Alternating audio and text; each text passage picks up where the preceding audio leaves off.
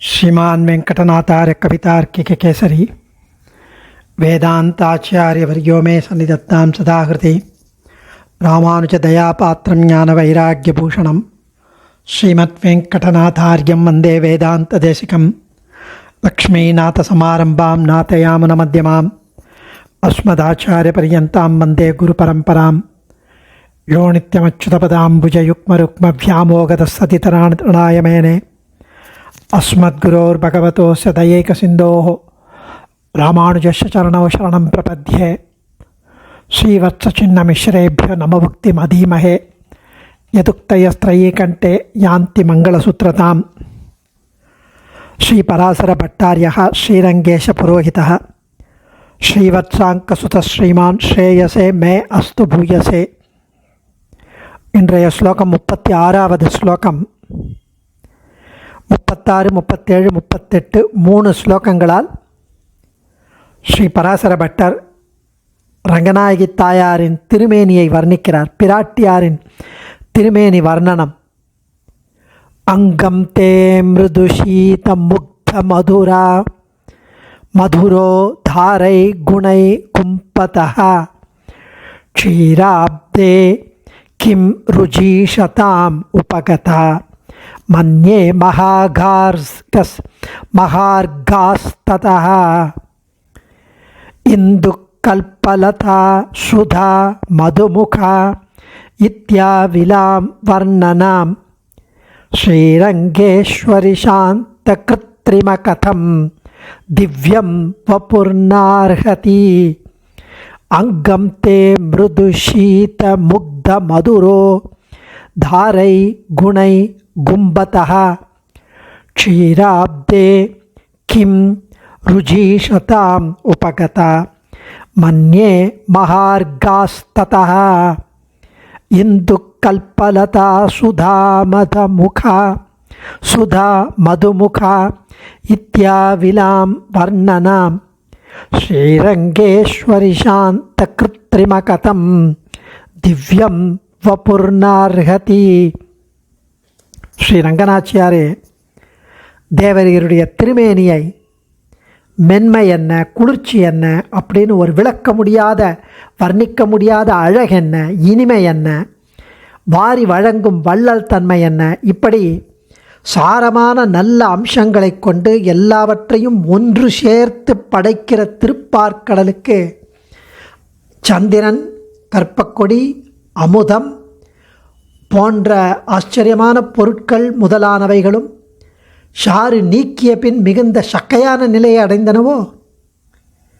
அதாவது திருப்பார்க்கடல்லேருந்து சந்திரன் வந்தது, கற்பக்கொடி வந்தது, அமிர்தம் வந்தது, இந்த மாதிரி பல விஷயங்கள் வந்த அப்புறம் மீதி சக்கை ஆயிடுத்தா, அதனால் அவைகள்லாம் விலை மதிப்பற்றவையாக ஆயிட்டா என்று எண்ணுகிறேன். இவ்வாறு கலங்கிய தேவரீரை வர்ணிப்பதற்கு ஒரு காலத்தில் உண்டான பொருள் இந்த திருமேனி என்ற பேச்சுக்கே இடமில்லை.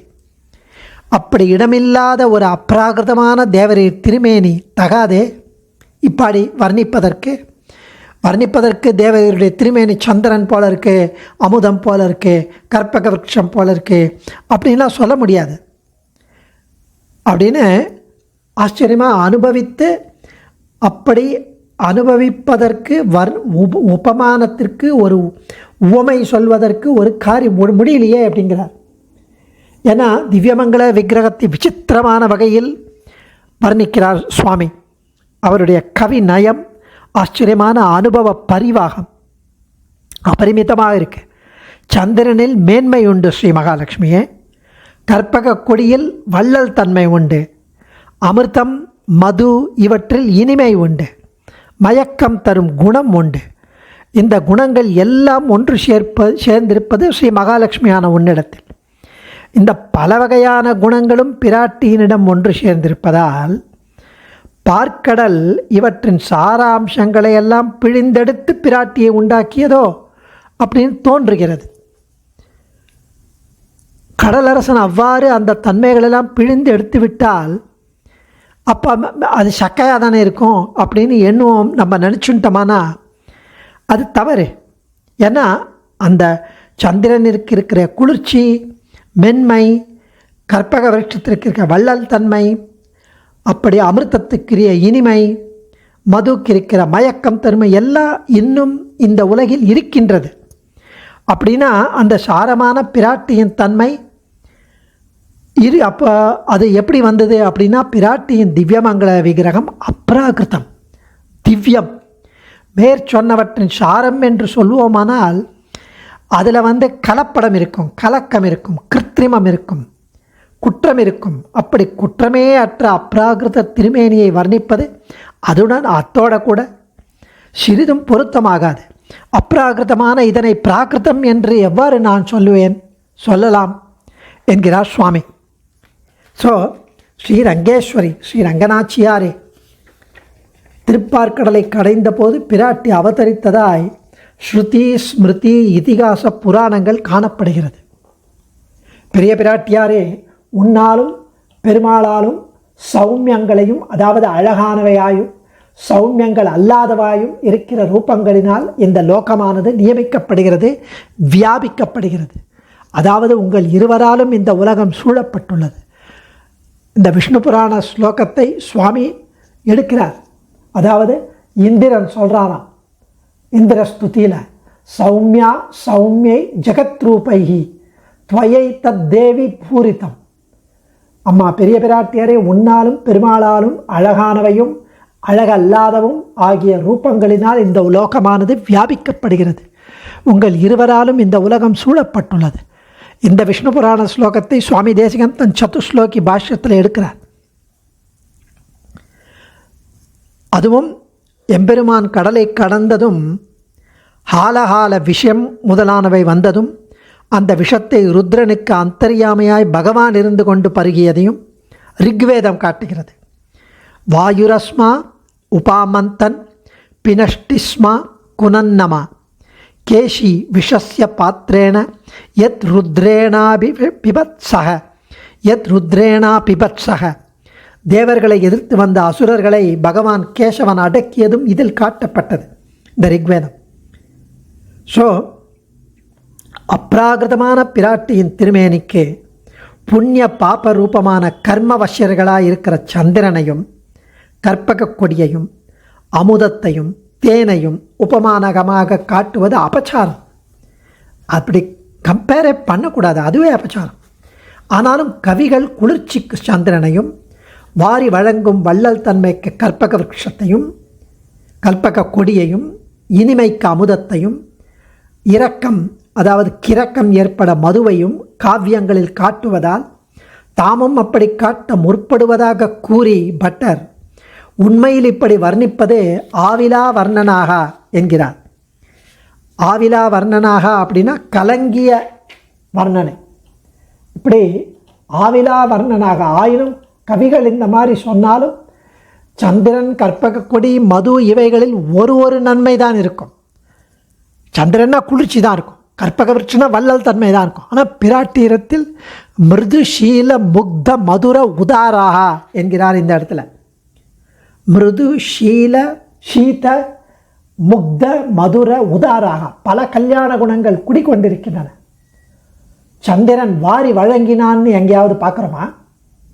கவிகள் சந்திரனை பால் நிலா என்றும் வெண்ணிலா என்று வர்ணிக்கிறார்கள். உண்மையில் சந்திரனிடம் இருள் குடிகொண்டுள்ளது. அவன் ஒளியே பெறது கிடையாது, சும்மா சூரியன்கிட்டேந்து ரிஃப்ளெக்ட் ஆகி தான் வருது. ஒளி பெறுவது சூரியனாலேயே என்று சுபாஷித நீவியில் சுவாமி தேசிகன் தெரிவிக்கிறார். அதுக்கு விஞ்ஞானமெல்லாம் தேவையில்லை, அவரே தெரிவிக்கிறார். அதாவது சந்திரமண்டலத்தில் எப்போதும் களங்கம் உண்டு, ஆனாலும் சூரியன் ஒளிகள் அதில் விழுவதால் அந்த ஒளி நிலவாகி உலகின் இருளையெல்லாம் போக்குகிறது என்கிறார் சுவாமி. கலங்கினி ஜட்டே குவாபி சௌரம் பிரதிபலான் மக தமோபகத்வம் தனுதே சமிருத்திம் தினே தினே. சூரியன் ஒளிகள் அதில் விழுவதால் அவ்வொளி நிலவாகி உலகின் இருளை போக்குகிறது என்கிறார். சுக்லபக்ஷத்தில் கலைகளும் நில ஒளியும் வளர்வது சூரிய கிரணங்களின் சேர்க்கையின் மிகுதியை கொண்டு என்று சாதிக்கிறார் சுவாமி தேசிகன். சூரியனும் பிரகாசிப்பது சாட்சாத் சூரிய மண்டல மத்தியவர்த்தியான ஸ்ரீமன் நாராயணன் அந்தர்யாமியாக இருப்பது என்பது வேறு விஷயம். ஆனால் சந்திரனுக்கு சூரியன் மாதிரி தானாக ஒளி வழங்கும் சக்தி கூட இல்லை, வாரி வழங்கும் சக்தி கூட இல்லை கற்பக விருட்சத்துக்கு. அதுவும் பெருமாளுடைய சங்கல்பம், பிராட்டியுடைய சங்கல்பம். ஒளி வழங்கும் சக்தி சந்திரனுக்கு இல்லை என்ற மாதிரி கற்பக விருட்சம் வர்ணிக்க முடியாத அழகுடையது என்று சொல்ல முடியுமா? அதனிடத்தில் எதை வேண்டுகிறோமோ அதுதான் தரும். ஆனால் அறிந்து நம் ஹிதத்தை புரிந்து அது தராது கல்பக விருட்சம். ஆனால் பிராட்டியோ நம் ஹிதத்தை பார்ப்பவள், நமக்கு வேண்டியவற்றை தானே தருபவள், நமக்கு எது நல்லதோ அதை செய்து தருபவள்.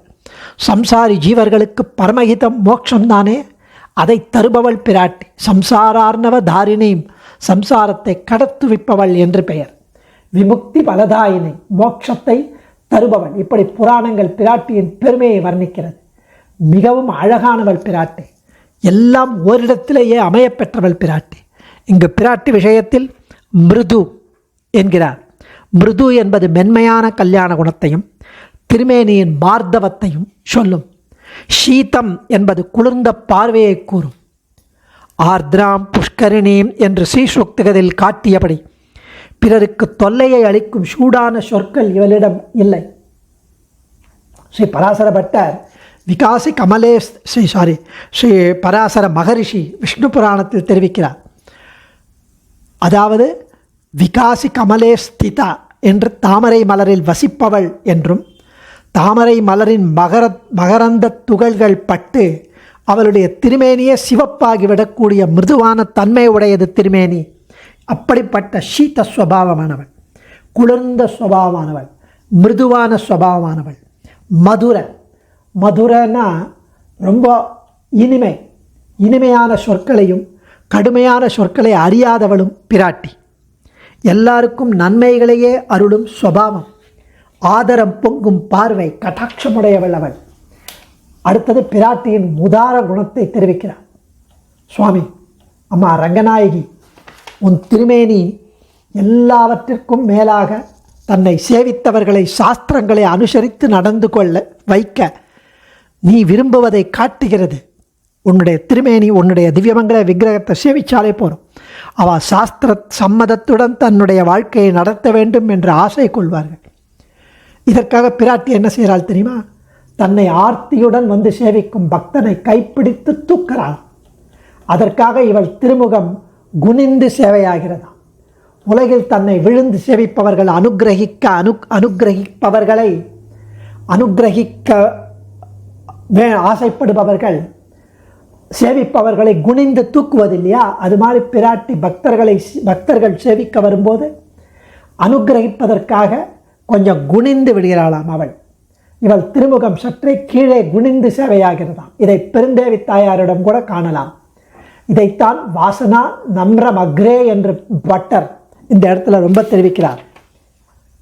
சுவாமி தேசிகன் ஸ்ரீமத் ரகசிய திரயசாரத்திலும் நிர்யாணாதிகாரத்தில் இப்படி லோகவிக்ராந்த சரணோ சரணம் தே அவரஜம் விபோ என்று ஜிதந்தா ஸ்லோகத்தை உதாகரித்து, பிரபுவே, எல்லா உபாயங்களையும் ஆத்மானுபவமாகிய கைவல்ய மோட்சம் உட்பட, கைவல்யத்தை இன்பம் உட்பட எல்லா விருப்பங்களையும் விட்டுவிட்டு, அதாவது சரணாகதி பண்ணியவனுக்கு அபாய காலத்திலும் வேறு தெய்வத்தை நாடாமல், வேறு பலனை நாடாமல், இதர தெய்வங்களை வணங்காமல் இருக்க வேண்டும். வேறு பிரயோஜனங்களில் ஆசைப்படாமல் வேறு பலனில் புத்தி போவதற்கு புத்தி குறைவே காரணம். அப்படியெல்லாம் செல்லாமல் இருக்க பகவானையே நாம் பிரார்த்திக்க வேண்டும். லோகவிக்ராந்த சரணௌ சரணம் தே விரஜம் விபோன் அவ்ரஜம் விபோன். இப்படி சுவாமி நம்மாழ்வார் ஞான கைதா காலக்கழிவு செய்யலே என்கிறார். தத்வகித புருஷார்த்தங்களை நன்கு காலட்சேபம் செய்து அறிந்து கொண்டால் இத்தகைய புத்தி தௌர்பல்யம் வராது, புத்தி குறைவு வராது. அத்தகைய ஞானத்தை தருவதற்கு காரணமான ஆச்சாரியனை அருள வேண்டும் என்று பிரார்த்திக்கணும். அதைத்தான் இங்கு சுவாமி தேசிகன் நிர்யாணாதிகாரத்தில் இப்படி உலகமளந்த திருவடிகளில் சரணாகதியை அனுஷ்டித்த எனக்கு அபாய காலத்திலும் வேறு தெய்வத்தை நாடுவதோ வேறு பலனில் ஆசையோ ஏற்படாமல் இருக்க வேண்டும் என்று பிரார்த்திக்கிறார். சரணாகதனுக்கு இத்தகைய புத்திபூர்வக பாவங்கள் சம்பவிக்காது. இப்படி ஆச்சரியமாக ஜிதத்தே ஸ்தோத்திரத்தை உதாகரிக்கிறார் சுவாமி. ஸோ மற்ற பலனில் ஆசை, அதற்காக வேறு தெய்வத்தை நாடுதல், இவற்றை விட்டு ஆத்மாவை ஒரு இடத்தில் இருந்து கொண்டு அனுபவிப்பதாகிய கைவல்யம், அதெல்லாம் விட்டுட்டு உலகமளந்த திருவடிகளை நான் சரணமடைந்தேன் என்று ஜிதந்தே ஸ்தோத்திரத்தை எடுக்கிறார் சுவாமி. ஸோ இப்படி இந்த இந்த ஜீவாத்மாவை கைப்பிடித்து, அதாவது விஷ்ணு தர்மத்தில் உள்ள ஸ்லோகம் அது, ஹஸ்தாவலம்பனோ ஹியாகோ பக்தி கிரீதோ ஜனார்தனா, சரணாகதியை அனுஷ்டித்த இவன் கால் பிடிக்க அந்த ஜீவாத்மாவை கைப்பிடித்து என்று விஷ்ணு தர்மத்தில் சொல்லுகிறது. பக்தியினால் சுவாதீனப்படுத்தப்பட்ட பெருமாள், பிரபத்தியால் வசீகாரப்படுத்தப்பட்ட பெருமாள், இப்படிப்பட்ட இவன் ஒருவனே நம்முடைய கைக்கு பிடித்து கொள்ளும் ஆதாரம் என்று சம்சாரத்தில் விழுந்த நம்மை ஒரு அல்ப வியாஜமான சரணாகதி அனுஷ்டானத்தினால் வசீகரப்படுத்தப்பட்ட அந்த பெருமாளும் தாயாரும் நாம் அவன் கால் பிடிக்க அவன் நம் கைப்பிடித்து தூக்குகிறான். அதாவது கீழே விழுந்து சேவித்த நம்மை சரணாகதர்களை கீழே குனிந்து கைப்பிடித்து தூக்குகிறான். அதே போல பிராட்டியும் இங்கு பக்தனை அருள் சற்றே குனிந்து வளைவதை அக்ரே நம்ரம் என்ற பதத்தால் காட்டுகிறார். தன்னை வந்து ஆர்த்தியுடன் சேவிக்கும், அதாவது புருஷகார பிரபத்தி பண்ணி சேவிக்கும் சரணாகதர்களை பிரபத்திக்கு பிறக்கும் சாஸ்திர மரியாதை குலையாமல் நடக்க வேண்டும் என்று விரும்புகிறார். இதை தான் ரொம்ப ஆச்சரியமாக சுவாமி அனுபவிக்கிறார். ஸோ இப்பேற்பட்ட விஷயமாக பிராட்டி எம்பெருமானிடம், பிராட்டியிடம் எப்படி அன்பு எப்போதும் உண்டோ அப்படியே பிராட்டிக்கும் எம்பெருமானிடம் அன்பு உண்டு.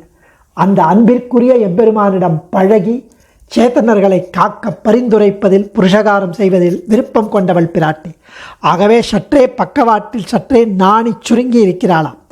அதாவது முக்தை பருவத்தினால் ஆன பிராட்டி. இப்போதுதான் யௌவனம் என்ற பருவத்தை அடைந்தவள்.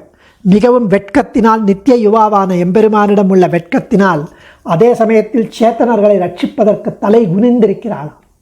ஸோ உயர்ந்த நன்கு உரைத்து பார்த்த பொன்னை போன்று ஒளி வீசுகிறாள். கனக நிகஷ சஞ்சக் சம்ப கஷ்ரக் சமான பிரவரம்யன், செண்பகமாலை ஒத்ததுமான திருமேனியை உடையவள் பிராட்டி.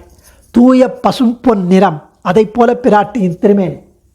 ஸோ எம்பெருமானின் திருமேனியை வர்ணிக்கும் போது நம்மாழ்வாரும் தெரிவிக்கிறார், முடிச்சோதியாய் உன் முகச்சோதி வளர்ந்ததுவோ, அடிச்சோதி நீ நின்ற தாமரையாய் அலர்ந்ததுவோ, படிச்சோதி ஆடையோடும் பல்கலனாய் நின் பைம்பொன் கடிச்சோதி கலந்ததுவோ திருமாலே கட்டுரையே.